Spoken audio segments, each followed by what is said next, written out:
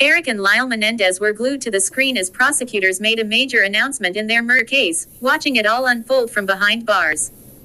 Sources with knowledge of the situation tell TMZ, the famous convicts watched Thursday's press conference live from prison, tuning into CLA. County DA George Gaskin announced prosecutors would be reviewing new evidence.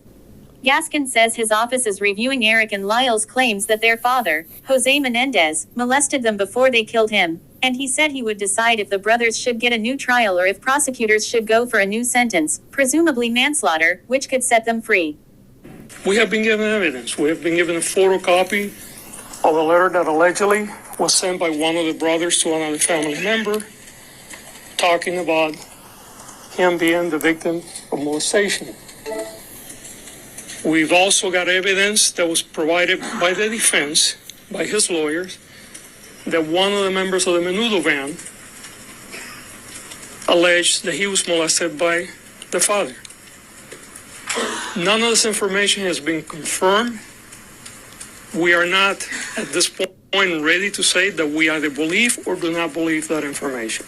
I don't think there is any question in this case that the boys or the men, young men, one was 19, the other one was 21 at the time, that they murdered their parents.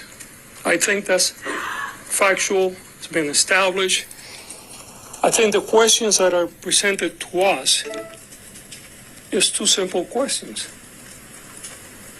One possibility, what is being alleged by his lawyers, not by us, that there was evidence that had that evidence been presented to the jury, the outcome of this case would have been different. And second, under California law, a path to resentencing where a prosecutor can evaluate whether someone has been rehabilitated, and if so, ask the court to determine whether the person should be resentenced. If they get resentenced, there are multiple things that could happen. They could walk out based on what the court decides, or they can have the sentence given a different shape, and perhaps they will stay on, but for a longer period, lesser period of time, or they can have a new trial.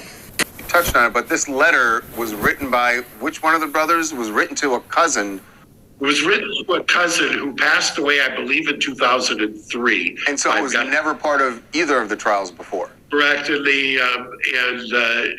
when he passed away, his items went to another relative, all of his personal property. That was then the personal property later was gone through. This letter was produced, and the letter predates all of this and is just chilling when you read it. This was done before any violence, before any kind of defense, many years prior. So that is very compelling, and I would argue corroborative of the defense in this case. So let's do a little moot court here. So I'm going to be the prosecutor, and what I'm going to say to the motion for a new trial is... As you come on to the page, kindly hit the like bell and subscribe to the channel if you haven't done so as yet. And don't forget to put on your notification bell so you can be notified when I drop the next video. Thank you. Look, let's say it happened. Let's say that Jose molested Eric and Lyle. What they did was, when there was no danger to them, they snuck into the house, they took a rifle as Kitty and Jose were eating ice cream on the sofa, and they blew their brains out and then tried to cover it up, saying that they were at the movies, and they made this hysterical phone call. And yeah, if they did molest him, how does that in any way, shape, or form not amount still to premeditated murder? So that's the prosecution. What do you say? I agree. And what I would say is juror number one heard all of this except Menudo and except the letter in real time, and they still, 6 of those jurors, 6 and 9 jurors, because there were 2 juries, voted for acquittal on the murder. They were given the jury instructions. They decided it on the facts, and the facts were not as robust as the facts are now. So your argument is a great argument if you exclude all of the evidence, which is what happened in trial number 2.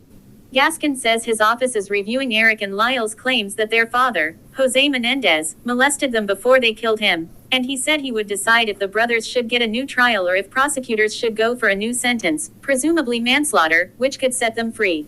Our sources say Eric and Lyle have been confident, even smug, that their case would get a second look, and they're just as confident they will get out of prison.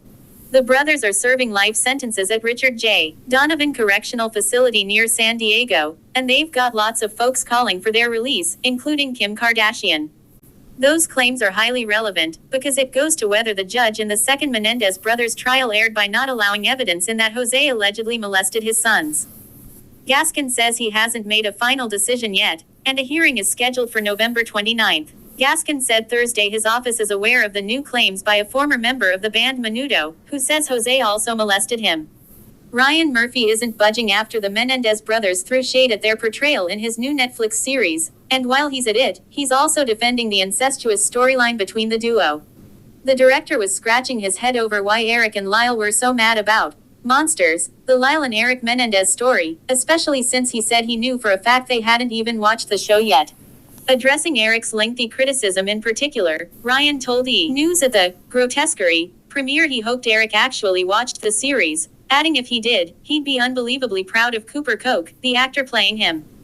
Ryan also pointed out the show was trying to unpack all the different theories of what happened before, during, and after Lyle and Eric shot their wealthy parents, Jose and Mary Louise, Kitty, Menendez. One of the theories addressed on the show is that the brothers were involved in an incestuous relationship, which Ryan noted some people believed happened, while others don't think so. Despite the brothers ending up with life sentences, Ryan said the show's all about letting the audience decide who the real monster is. Plus, he's hoping to kickstart some important conversations about male sexual abuse. As we reported, Eric wasn't exactly on board with that view, blasting Ryan for his naive and inaccurate portrayal of the brutal home slayings that made international headlines. Kim Kardashian's meeting with some notorious inmates, chatting prison reform with Eric and Lyle Menendez, among others, right after Eric blasted her colleague Ryan Murphy's show, which is all about their lives.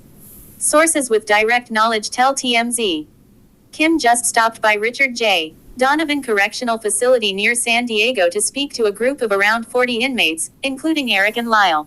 One of their major discussion points: Green Space, a reform strategy about beautifying prison yards to help inmates rehabilitate, spearheaded by Lyle Menendez.